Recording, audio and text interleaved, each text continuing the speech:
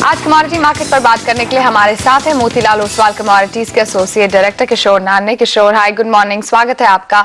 सबसे पहले हम फोकस बेस मेटल्स में करेंगे क्योंकि यहाँ पर चीन की ओर से आई खबरों की वजह से आप देखेंगे पूरी कमोडिटी मार्केट में एक कार्नेज देखने को मिला था और स्पेशली बेस मेटल्स अगर आप देखें तो वहां पर बहुत ज्यादा गिरावट आई है।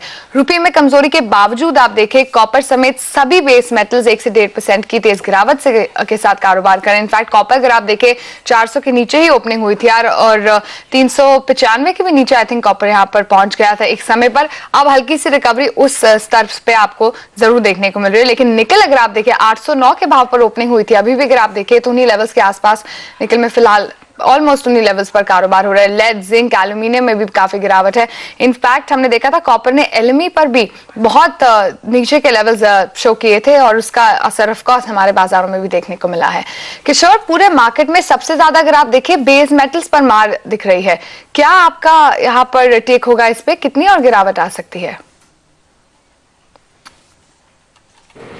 यहाँ पे जो ग्लोबल इकोनॉमिक जो मंदी है, स्पेशली मैन्युफैक्चरिंग सेक्टर में जो खराब हालत है चाइना का, तो वो नज़र में रखते हुए और इन्वेंट्री सिचुएशन नज़र में रखते हुए दोनों निकल और कॉपर में काफ़ी हद तक अभी भी मंदी बाकी है। और जैसा $6,600 का जो लेवल टूट चुका है, तो आई थिंक $6,200 लेवल्स हम लोग देख सकते हैं कॉपर में।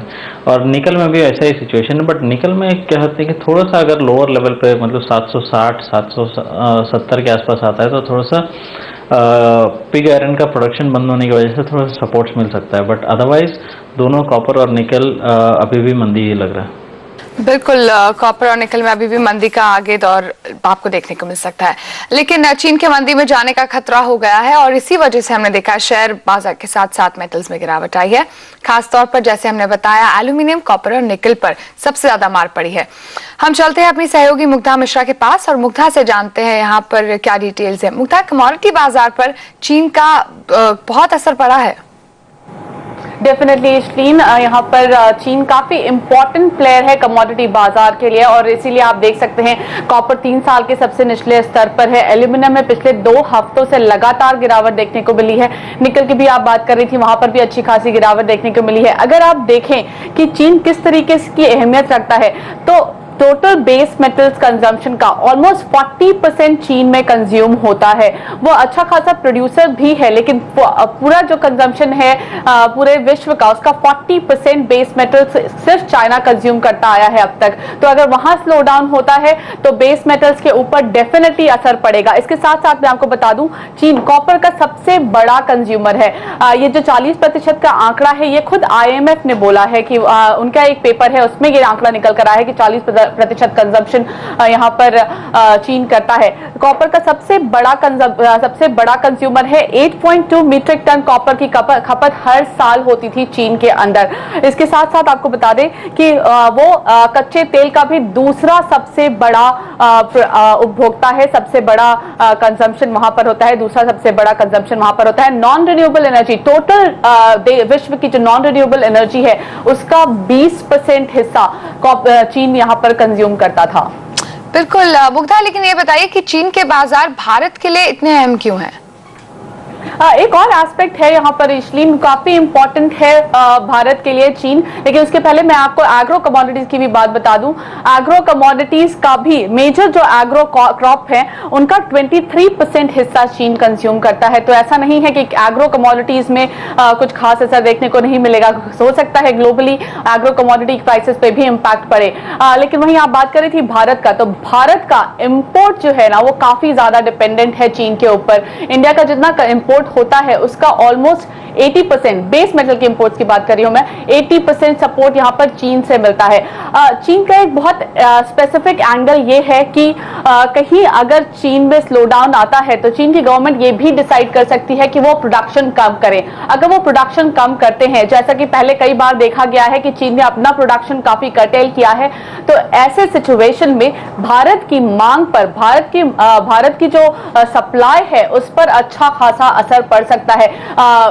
चीन का ये एजेंडा रहता है कि अगर स्लो डाउन होता है तो वो ये नहीं कोशिश करते कि वो और प्रोड्यूस करके और रेवेन्यू जनरेट करने की कोशिश करे, बल्कि वो प्राइसेस स्टेबल रखने की कोशिश करते हैं। ये पहले देखा गया है और ऐसा हो सकता है कि वो प्रोडक्शन कट करके प्राइसेस स्टेबल रखने की कोशिश करे। अगर ऐसा होता है तो वो भारत की सप्लाई पर असर डेफिनेटली डालेगा। शुक्रिया मुग्धा, ये सारी डिटेल्स हमें देने के लिए। और ऑफ कोर्स यहाँ पर चीन में जिस तरह का एक्शन देखने को मिल रहा है, आप सीधा असर उसका हमारे कमोडिटी बाजार पर भी देख रहे हैं। फोकस एक बार फिर से कॉपर पर करते हैं।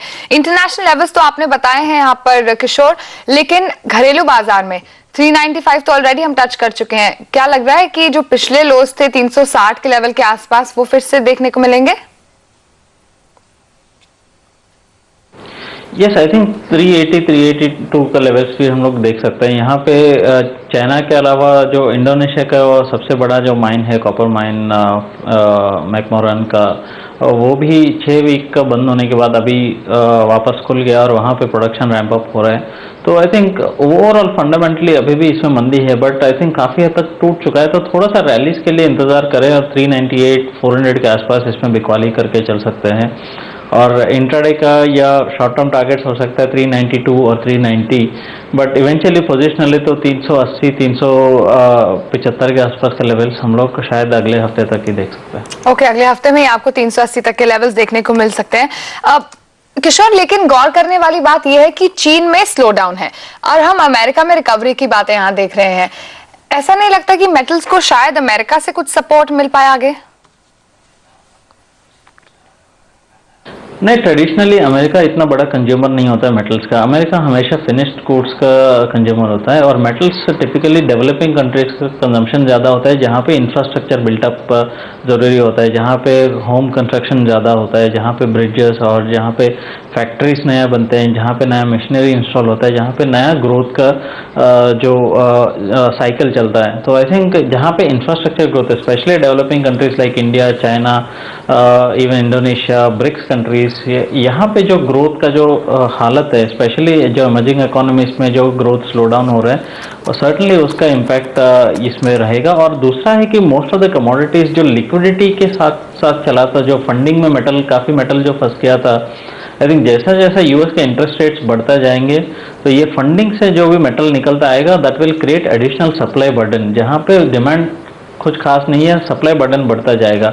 सो वो एंगल से भी इसमें मंदी अभी भी काफी बाकी है।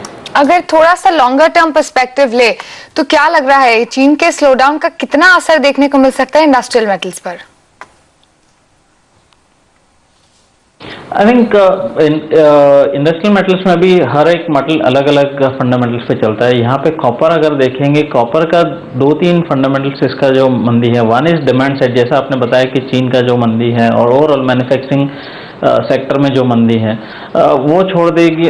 तो बाकी अगर अपने आप फंडामेंटल देखेंगे तो करीब करीब एक डेकेड के बाद कॉपर मार्केट सरप्लस इकोनॉमी पे आ रहा है। मतलब उसका जो प्राइमरी सरप्लस अभी इस बार कम से कम 4.5 लाख टन के आसपास का होने का उम्मीद है। तो और नंबर 2, वी हैव ऑलमोस्ट एक डेकेड हाई एलएमई इन्वेंट्रीज अभी मौजूद है, एलएमई वेयरहाउस, इसमें शांघाई इन्वेंट्रीज कंफर्टेबल है।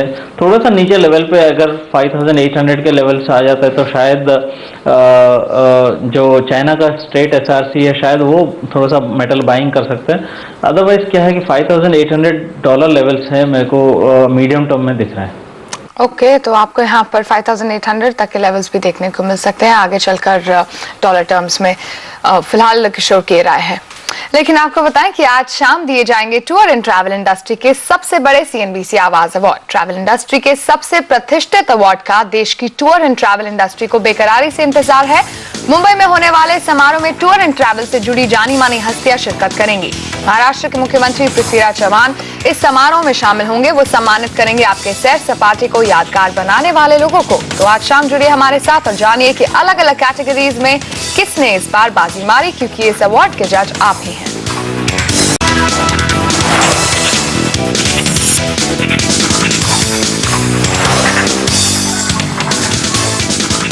Welcome back. कच्चे तेल में भी आप फोकस कर रहे थे, यहाँ पर भी गिरावट ही आई है और करीब आधे % तक हमने देखा है आज टूट चुका है कच्चा तेल। डॉलर में मजबूती, चीन में मंदी की आशंका और ऊपर से आज अमेरिकी पेट्रोलियम इंस्टीट्यूट की रिपोर्ट भी आने वाली है। तो देखना होगा कि आगे जैसे दिन प्रोसीड होता है कच्चे तेल की चाल किस तरह की रहेगी, क्योंकि अगर आप देखें तो गिरावट ऑलरेडी बहुत आ चुकी है और अब थोड़ा सा चॉपी ट्रेड कर रहा है कच्चा तेल।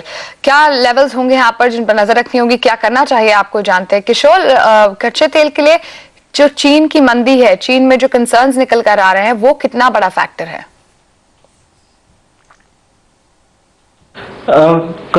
क्रूड ऑयल में इतना ज़्यादा इसका इफेक्ट नहीं रहेगा, बिकॉज क्रूड एक ऐसा सेक्टर है कि ये ओवरऑल ग्लोबल ग्रोथ को लेकर ये चलता है। वन, बिकॉज ये इमर्जिंग इकोनॉमी स्पेसिफिक नहीं है। नंबर टू, सबसे बड़ा कंज्यूमर अभी भी यूएस है इसमें। सो आई थिंक जब तक यूएस में ग्रोथ रेट बरकरार रहता है और यूरोप का अगर रिकवरी ऑन ट्रैक रहता है तो क्रूड ऑयल में डिमांड साइड से थोड़ा सा इंप्रूवमेंट ही आ सकता है। बट नंबर टू, यहाँ पे डिमांड साइड इतना ज़्यादा इम्पैक्ट नहीं कर रहा है आजकल, इसका सप्लाई साइड से ज़्यादा परेशान है क्रूड ऑयल ट्रेडर्स, बिकॉज जो अनिश्चितता अभी जो सीरिया में पैदा हुआ है, टर्की में है, जो middle east concern specially Iranian election के बाद थोड़ा सा जो सिचुएशन वहाँ पे पैदा हो रहा है मिडिल ईस्ट में, उसके वजह से इसमें बीच बीच में जो स्पाइक आ रहा है। बट आई थिंक हर एक जो स्पाइक आ रहे हैं ये सस्टेनेबल नहीं है, बिकॉज यहाँ पे ओवरऑल सप्लाई जो ग्रोथ है, स्पेशली यूएस में जो सप्लाई ग्रोथ है और मिडिल ईस्ट में जो सप्लाई ग्रोथ है, इराक का जो नया ऑयल वापस सप्लाई में आ रहा है, तो ओवरऑल एनफ सप्लाई से एडिशनल सप्लाई से एक्चुअली डिमांड से काफ़ी ज़्यादा सप्लाई बढ़ सकता है। तो यहाँ पे बड़ा तेजी का कुछ फंडामेंटल फैक्टर्स नहीं है, बट मंदी के लिए इसको कुछ ट्रिगर्स चाहिए। नंबर वन ट्रिगर जो कल मिला था वो थोड़ा सा डॉलर रैली हुआ था, तो डॉलर रैली के सामने ये मोस्ट ऑफ द कमोडिटीज में वीकनेस आ सकता है। तो फिलहाल के लिए आई थिंक इसमें मंदी करना उचित होगा। इंट्राडे में भी आई थिंक इंट्राडे में आप टारगेट्स दे सकते हैं, 5620 के आसपास का टारगेट्स देख सकते हैं, बट अगर पोजिशनल के हिसाब से अगर देखेंगे तो 5510 5520 का जो टारगेट्स है वो शायद शॉर्ट टर्म में आ सकता है। ओके, तो फिलहाल कच्चे तेल में आपको बिकवाली करके चलनी चाहिए 5710 के लेवल पर और आपको 5620 के टारगेट से यहाँ पर सुझा रहा है किशोर। नेचुरल गैस पर भी अगर आप नजर डालें तो थोड़ी सी चॉपी ट्रेड नेचुरल गैस में ही एक्चुअली देखने को मिल रही है, क्योंकि हमने देखा एक range bound trade natural gas ने पिछले 2-3 दिनों से दिखाया। अभी भी अगर आप भाव देखें तो 223 के आसपास के भाव ही आपको नेचुरल गैस में देखने को मिल सकते हैं। किशोर, नेचुरल गैस में क्या करना चाहिए? यहाँ पर लग रहा है कि कंसोलिडेशन ही आएगी। आई थिंक यस, इसमें एक कंसोलिडेशन रेंज बन गया, नीचे में 218 219 और ऊपर में 228 30 के लेवल्स पे। आई थिंक ये जो रेंज है शॉर्ट टर्म के लिए शायद वाकिफ रहेगा, बट ओवरऑल अगर देखेंगे तो इसमें short term to medium term अगर आप एक महीने के हिसाब से अगर देखेंगे तो इसमें तेजी और बाकी है। मैं भी we can look at levels close to 235 245 kind of levels. तो शायद यहाँ पे थोड़ा सा हर डिप में यहाँ पे बाइंग करना ही पसंद करूंगा मैं। और इंट्राडे के लिए आई थिंक 221.80 पैसे के आसपास का स्टॉप लॉस के साथ आप बाय कर सकते हैं और इंट्राडे का टारगेट रहेगा 228 के आसपास का। बट फंडामेंटली इसमें थोड़ा सा स्ट्रेंथ और बाकी है, सो 245 250 का लेवल्स भी हम लोग शॉर्ट टर्म में देख सकते हैं। ओके, तो फिलहाल नेचुरल गैस में आपको बाय की सलाह दे रहा है किशोर। सोने और चांदी पर फोकस करें। प्रेशियस मेटल्स में भी हमने देखा गिरावट ही आ रही है, लेकिन आप देखेंगे गिरावट जितनी इंटरनेशनल मार्केट में हुई है उतनी ज्यादा गिरावट हमारे बाजारों में नहीं देखने को मिल रही है। तो 26,600 के लेवल के आसपास हम देख रहे हैं, 27,000 के ऑल्दो नीचे ही हम ट्रेड कर रहे हैं सोने में। और चांदी अगर आप देखें तो 41,000 के नीचे अब पहुंच गई है, ऑफकोर्स क्योंकि इंटरनेशनल मार्केट्स में हमने देखा था। एक्चुअली इंटरनेशनल मार्केट्स में नजर डाले $20 के नीचे तो चांदी काफी समय से 2-3 सेशन से बनी हुई है, लेकिन अब थोड़ी सी खरीदारी आई है निश्चित लेवल से। आपको सबसे पहले बताएं कि सोने में जो गिरावट आई है उसके चलते ही एसपीडीआर गोल्ड की जो होल्डिंग है वो गिरकर अब 985 टन के स्तर पर आ गई, यानी 1000 टन के भी काफी नीचे। और आज अमेरिका में कंज्यूमर कॉन्फिडेंस और होम सेल्स के आंकड़े आने वाले हैं, तो इस पर भी नजर रहेगी। देखना होगा कि अमेरिकी मार्केट्स पर क्या असर पड़ता है। यहाँ पर स्पेशली कॉमिक्स पर अगर नजर डाले तो गोल्ड पे कितना असर इसका पड़ेगा। किशोर, अमेरिका में आज 2 अहम आंकड़े आने वाले हैं, क्या माना जाए? इंट्राडे में सोने पर दबाव और बढ़ सकता है? आई थिंक मुझे लगता है कि एक बार यहाँ पे जो करंट लेवल्स पे स्पेशली $1280 $1275 के लेवल्स पे यहाँ पे एक टेक्निकल सपोर्ट्स मिल सकता है। यहाँ पे फंडामेंटली अभी भी इसमें मंदी है, बट जो जिस स्पीड से जो गिरावट आया है कि यहाँ पे एक टेक्निकल करेक्शन शायद एक्सपेक्टेड है, एक पुल बैक एक्सपेक्टेड है। तो मैं यहाँ पे ये लेवल्स में एक बार थोड़ा सा रिस्क लेके इसमें बाइंग करना पसंद करूंगा। Probably you can look at targets close to 1300 1310 का लेवल्स के आपको मतलब $30 का एक रैली आ सकता है इसमें। इंडियन मार्केट्स में भी देखेंगे तो मेरे हिसाब से एक बार 26,800 26,700 का जो लेवल्स वापस एक बार देखने के मिल सकता है। तो यहाँ पे थोड़ा सा 26,400 का इंट्राडे सपोर्ट लेके वो स्टॉप लॉस के साथ इसमें बाइंग एक बार करके देख सकते हैं। ओके, आपको एक्चुअली यहाँ पर बाय की रणनीति सुझा रहे हैं, लेकिन याद रखिए स्टॉप लॉस आपको स्ट्रिक्टली फॉलो करना होगा। किशोर, जिन लोगों ने पिछले दिनों रुपए में कमजोरी को देखते हुए सोने में पैसे लगाए थे, ऐसे लोगों के लिए क्या सलाह होगी अब? रुपए में जो कमजोरी है वो काफी हद तक ओवरडन है। शायद यहाँ पे एक 60-70 पैसा और गिरावट आ सकता है रुपए में। प्रॉब्ली 60 रुपये 50 पैसे के आसपास तक एक बार स्पॉट टच कर सकता है।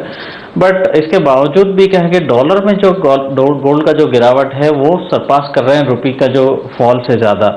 तो मेरे हिसाब से ये कंटिन्यू ही रहेगा, बिकॉज काफ़ी हद तक रुपये का जो वीकनेस है डिस्पाइट डॉलर स्ट्रेंथ रुपये वीकनेस ज़्यादा चल रहा था। तो मेरे हिसाब से if I looking at a December kind of a situation, probably हम लोग जो एक्सपेक्ट कर रहे हैं $1180 से भी कमज़ोर लेवल से एक्सपेक्ट कर रहे हैं इंटरनेशनल मार्केट्स में। तो उस हिसाब से अगर देखेंगे तो रुपये अगर 57 और 60 के बीच में अगर रहेगा तो भी हम लोग शायद 24,000 के नीचे आ जाएंगे। सो फंडामेंटली इसमें जो गोल्ड एंड सिल्वर में दोनों में मंदी कंटिन्यू रहेगा।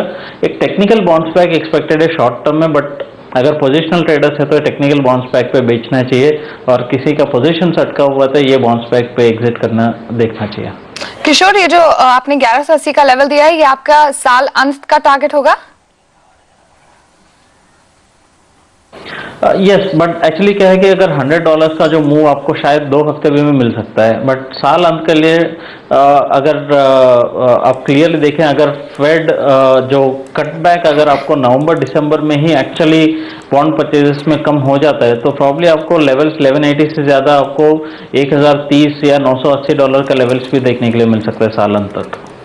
ओके, तो काफी इंटरेस्टिंग मूव होगा अगर सोने में आपको इतनी ज्यादा गिरावट देखने को मिलती है।